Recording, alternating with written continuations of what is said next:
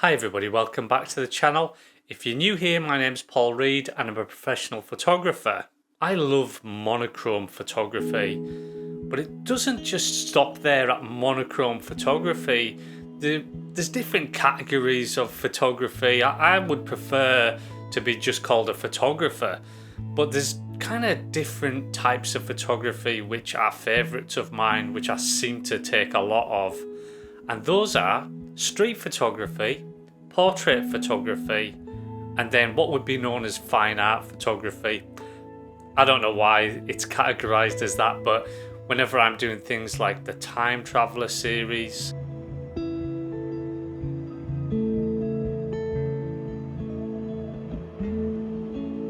or the Metalhead series,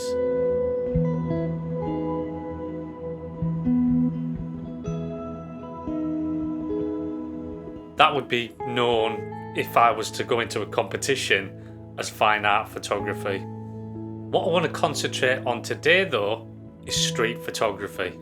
For many years I'd not done any street photography at all, and my main love really at that point was portrait photography. Still do love portrait photography, but I'd never plugged the courage up to shoot in the streets. Maybe this is something that you're anxious about, something you're worried about doing. It's just you can't pluck up the courage to do that. But let me tell you, if you give it a go, it might be the most addictive form of photography that you've ever encountered. There's no other type of photography that gives me such an appreciation for the world around me and the people around me. Whenever I go out with my camera on the streets, I appreciate everything so much more.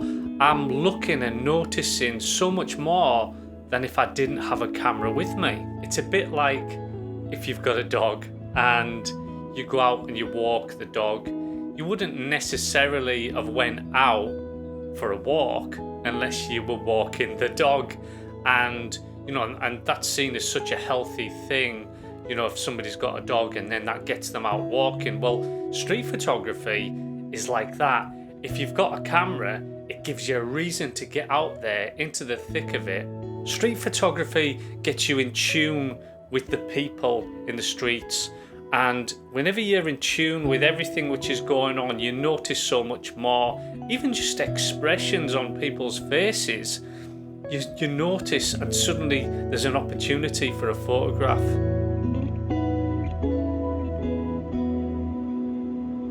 My approach to street photography can verge on documentary. It can also verge on portrait as well.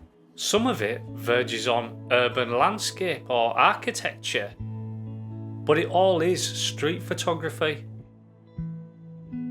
I am drawn to a timelessness, and I certainly am drawn to, whenever there's a scene that could be perceived as being taken 30 years ago or yesterday or tomorrow, just that question as to when was that taken. I'm always on the lookout for somebody who is dressed in a manner which you can't really put a date on it.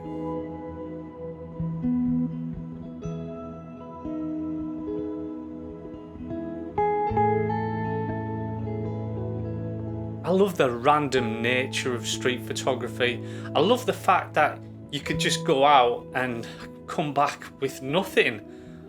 But then that just makes it even better whenever you go out and you come back with something amazing.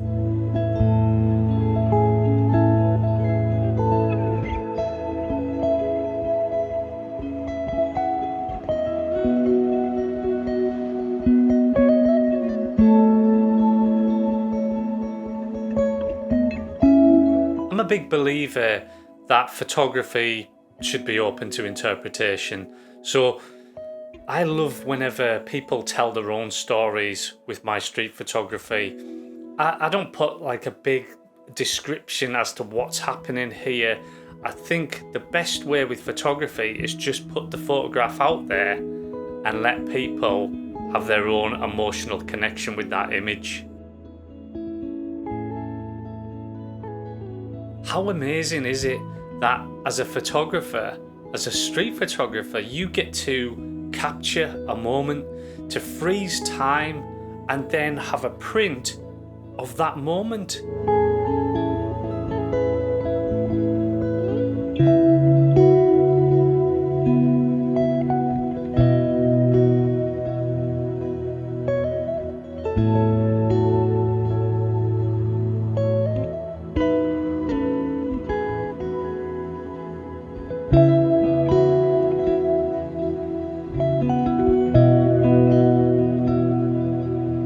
Sometimes in the bigger cities, street photography can be overwhelming whenever there's so much foot traffic, and especially if you're just a beginner in street photography, sometimes it's better just to start somewhere just a little bit quieter. I know even myself now, sometimes when I go to London and if I go to some of the really busy areas, I just get so overwhelmed with everything which is going on because there's so much going on, and sometimes I'm running around like an idiot with my camera just trying to capture everything. Sometimes it's good just to slow down and just to stay in one spot rather than walking around everywhere. We all see the world in a different way, and it's amazing to be able to capture those moments that you see and then show them to other people. I don't know many other ways that you can do that because nobody can see through your eyes. And for you to be able to just capture those moments and then show them to the world is a really great thing. I've had some requests for my street photography workshops. Sometimes people aren't able to make the dates and things. So the first thing that had been requested a few times by email was if I would do a Saturday workshop in London.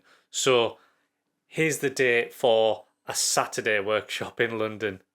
I was also asked by a number of people if I would do a 2-day workshop as well.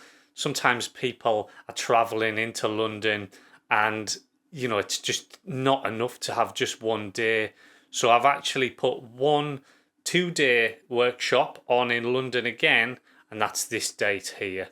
And then lastly, there was a lot of people that requested that I did something where it was just street portraits, where I was showing my approach to doing street portraits, and it was just solely concentrating on that. So what I've done is I've put a few workshops on for street portraits in Edinburgh and in London.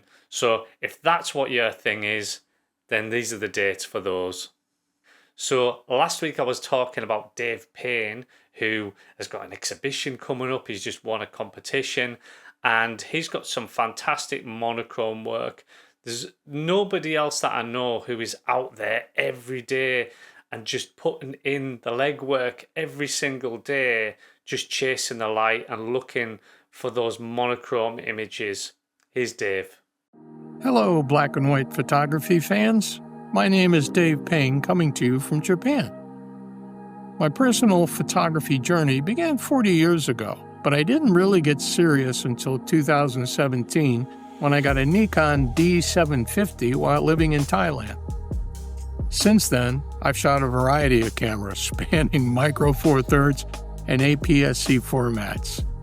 Today, as an enthusiast, dedicated black and white photographer, my preferred and only tool is the full-frame Leica Q2 Monochrom, which only shoots in 11 colors: black, white, and the 9 shades of gray in between.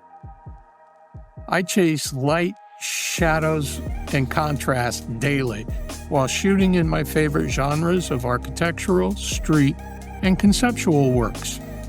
Thanks to Paul's involvement, I've recently won an award in Exposure One's black and white photography competition, and I'll have my first monochrome exhibition in Tokyo in late July. I first saw Paul on YouTube about 2 years ago, and I was impressed with his approach, demeanor, and skills in black and white photography. I started out booking some instructional sessions with him, which helped to improve my ability to see in black and white and make better monochrome images. Once those sessions were completed, I decided to make Paul my black and white photography mentor. Paul's mentoring program has turned out to be one of the best decisions I've made yet in my photography journey. In fact, Paul's influence has been a cornerstone of my development and recent success as a black and white photographer. If you're considering taking your black and white photography to the next level, you owe it to consider Paul as your partner in photography. Speaking of success, I'd like to take this opportunity to thank all my supporters and new followers on Instagram, Vero, and Twitter. I appreciate your engagement and thanks so much for joining my photography journey. Over to you, Paul. Thanks for that, Dave. Dave's such a great guy, and yeah, if you haven't already given him a follow, then give him a follow on one of these things, Vero, Instagram, whatever your bag is, then give him a follow on there. He'll appreciate it. Thanks again, everybody, for watching. I really do appreciate all the new subscribers. I've got, like a nice little subscriber base going, and all your likes and comments and all of that sort of thing really does help the algorithm. So if you do that, then it helps me out a lot. Thanks again. I'll see you next time.